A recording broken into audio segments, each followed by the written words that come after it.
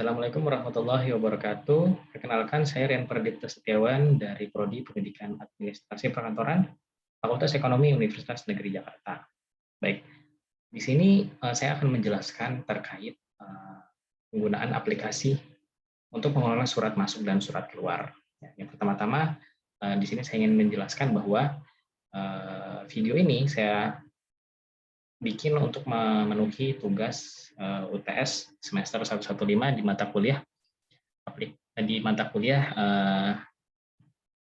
aplikasi pengelolaan dokumen, ya. Jadi pada mata kuliah ini dosen pengampunya itu Bapak Roni Faslah, SPDMM, dan Bapak Muhammad Ikhwan, SPDMPD. Oke, baik. Pada sistem aplikasi pengelolaan surat masuk dan keluar ini, saya ingin menjelaskan satu hal terlebih dahulu. Jadi di sini kita lihat ya, ada bagan. Ini untuk penjelasan awal aja, biar nanti ketika masuk aplikasi kita tahu alurnya. Jadi di sini ada yang namanya ini ya, staff, kasubit atau staff. Ini istilahnya level 1, yang merah ini, yang level 2 ini hijau. Yang hijau ini level 2, yang biru ini level 3. Nah, ini dia istilahnya staff yang nanti akan menerima surat dari manapun, surat masuk ya. Kemudian akan diterima oleh kepala bagian. Ya. Kepala bagian tata usaha atau biasa juga disebut sebagai sekretaris di organisasi. Kemudian di sini ada yang namanya kepala instansi. Kepala dari suatu bidang kerja tertentu, seperti itu. Nah, di sini sudah ada aplikasinya. Yang di sini saya menggunakan aplikasi surat menyurat yang sudah disediakan oleh Bapak Ikhwan. Di sini sudah tersedia ya form untuk login. Nah, di sini saya akan masuk dulu sebagai staff ya, yang menerima surat masuk dan surat keluar.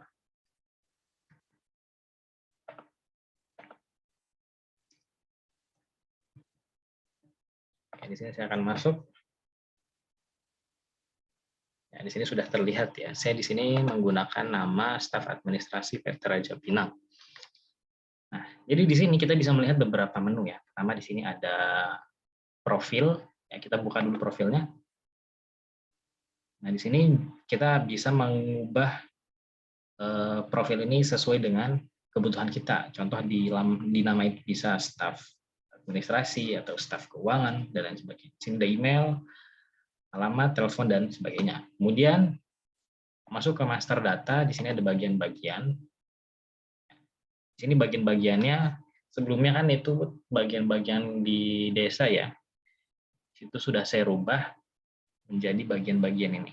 Bidang customer, bidang kepegawaian, bidang pemasaran, Briket Sejahtera, PT-PT yang ada di sini. Untuk kemudian ini menjadi sasaran surat keluar gitu ya. Nah, dan sini bisa kita rubah juga, bisa kita edit. Nah, kemudian di sini ada data surat, surat masuk dan surat keluar. Nah, di sini sebagai staf penerima administrasi ya, mereka di situ akan berfungsi, staf ini akan berfungsi untuk menerima surat yang masuk ke suatu organisasi ya. Di sini organisasi itu adalah perusahaan PT Raja Pinang secara terbatas. Nah, jadi di sini staf administrasi akan mendata surat yang masuk. Contoh, surat yang masuk itu adalah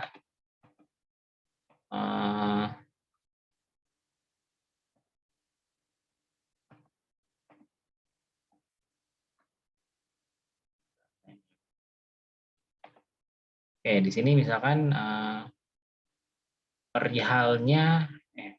penerimanya adalah untuk direktur utama. Kan? Terus perihalnya adalah surat undangan. Undangan RUPS lah. Ya kan? Kemudian ini tanggal di mana surat itu masuk. Sekarang tanggal 22 Oktober 2021, betul ya. Kemudian ini adalah nomor suratnya. Dia akan tercantum secara otomatis. Nah, kita sebagai staf administrasi nanti bisa langsung mendrop saja surat yang masuk tersebut. Contoh di sini saya sudah punya contohnya, surat masuk.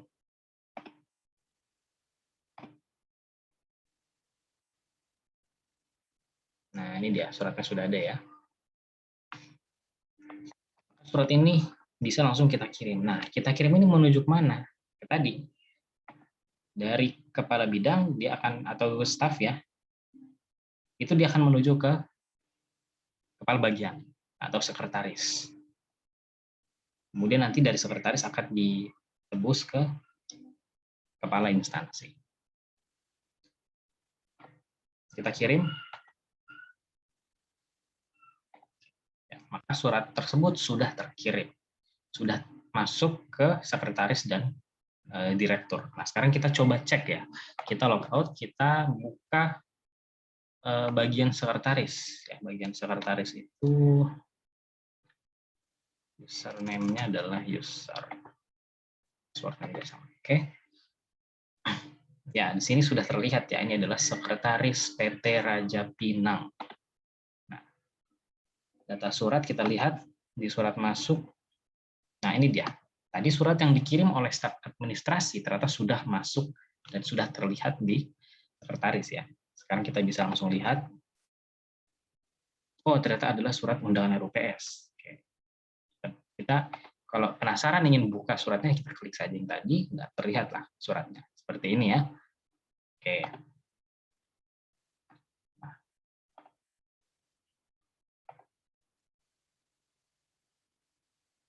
Oke, kemudian kita cek lagi nih ke direktur utama, ke kepala instansi. Apakah surat itu sudah masuk juga? Kita lokat dulu.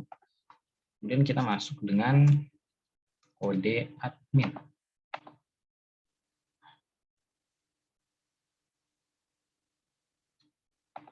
Di sini direktur utama PT Raja Pinang. Jadi ini adalah istilahnya sebagai meja terima virtual surat untuk direktur utama PT Raja Pinang. Surat masuknya, misalkan beliau ingin mengecek, sebenarnya di beranda sudah terlihat tadi ya, sudah ada pemberitahuan ya. Oh, di sini ada surat masuk. Nah, kita lihat saja dari sini bisa, atau nanti dari data surat ini juga bisa. Lengkapnya, oh ini dia surat masuk. Dibaca. Nah, ini tandanya sudah dibaca atau sudah diverifikasi oleh sekretaris. Kenapa perlu diverifikasi oleh sekretaris? Karena tentu kita tidak ingin terjadi, jangan sampai surat spam ya, atau surat penawaran lah, atau surat yang tidak penting itu sampai ke tangan direktur utama. Ya. Maka dari itu kita verifikasi dulu oleh sekretaris. Maka setelah dari verifikasi oleh sekretaris, barulah direktur utama atau kepala instansi bisa melihat surat tersebut. Beliau langsung lihat nih. Di sini suratnya nomornya sekian, di tanggal terimanya sekian, pengirimnya adalah staf administrasi ya, karena tadi sudah dari staf administrasi masuk ke kita. Perihalnya adalah surat undangan RUPS. Sudah terlihat. Ya, sudah terlihat. Ini suratnya. Oke.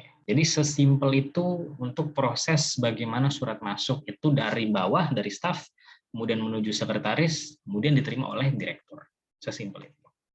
Oke.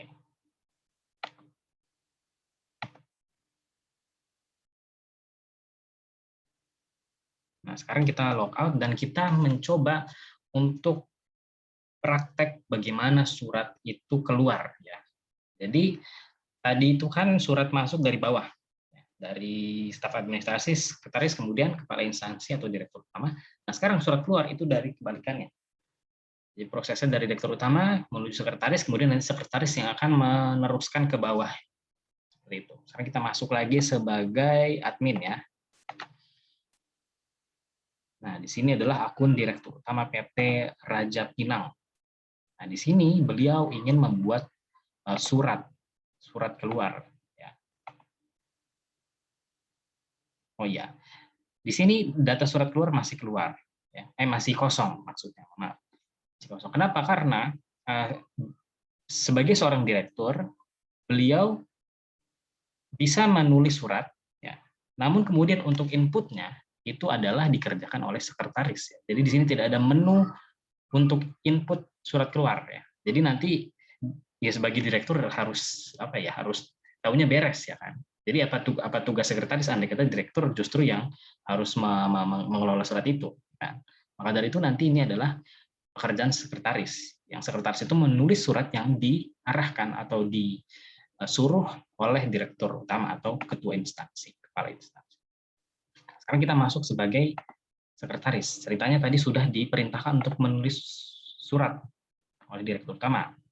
Maka di sini sekretaris tinggal membuat surat. Oke, surat keluar.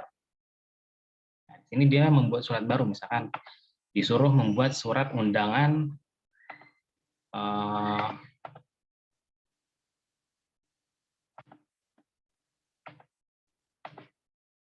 perihal undangan makan malam. Misalkan makan malam dengan klien ya.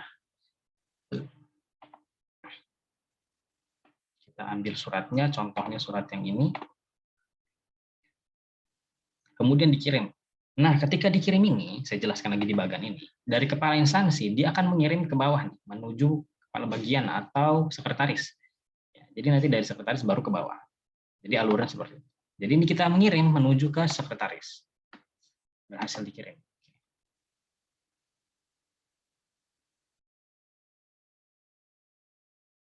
Oh, maksudnya ini sekretaris mengirim menuju ke bawah seperti itu ya. Jadi ini kan sudah dapat instruksi dari kepala instansi, kemudian sekretaris membuat surat, kemudian dikirimlah ke bawah ini. Nah, sekarang kita keluar, kita melihat bagian administrasi, di mana mereka yang akan menjadi distributor atau yang akan mendistribusikan surat-surat tadi. Nah, di sini staf administrasi PT Raja Pinang. Kita lihat data surat keluar. Oke, ini adalah surat keluar undangan makan malam, ya.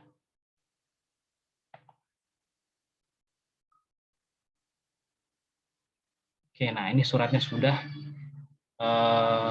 terlihat oleh staf administrasi. Nah, kemudian surat ini akan didisposisikan. Nah, jadi nanti staf administrasi perlu melihat dulu ini suratnya untuk siapa. Mereka membuka surat, kemudian dia baca keterangannya. Oh, ini untuk si A, untuk si B. Nah, dia baca, kemudian didisposisikan. Dia pilihlah bagiannya. Misalkan direktur utama PT Raja Pinang ingin mengundang direktur utama PT Briket Sejahtera untuk makan malam. Maka dari itu sudah didisposisikanlah kepada PT apa tadi, Briket ya, seperti itu.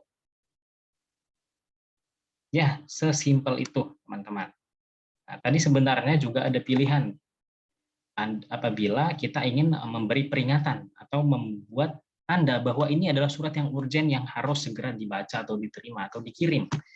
Bisa kita tambahkan peringatan atau kita highlight lah istilahnya. Nah, maka surat ini sudah berubah warna menjadi kuning. Ya. Berarti sesegera mungkin staf administrasi harus meneruskan surat itu ke bawah untuk segera dikirimkan. Seperti itu. Baik, sebelum saya mengakhiri video ini, saya ingin menjelaskan sedikit tentang aplikasi penggunaan aplikasi surat menyurat ini ya. Itu saya menggunakan aplikasi XMPP ya. Ini dia, ini aplikasinya. Di sini semua coding, semua perintah, ya, semua menu sudah disusun dan diatur. Jadi tinggal kita memasukkan saja data-datanya. Ya, di sini udah ada folder XMPP-nya, folder aplikasi yang tadi ya. Ini dalam bentuk foldernya. Itu dari aplikasi itu masuk ke htdocs. Kemudian dari htdocs di sini kita sudah copy, sudah menyediakan file arsip deseng dalam berbentuk RAR dan yang sudah dalam berbentuk folder. Nah, di sini ada database. Nah, database inilah yang bisa kita gunakan untuk merubah isi dari aplikasi tersebut. Contohnya tadi saya merubah bagian ini nih. Di sini kan ada bagian-bagian ya, tembusan tadi. Nah, di sini tadi tertulis untuk bagian-bagian di desa, di kantor desa.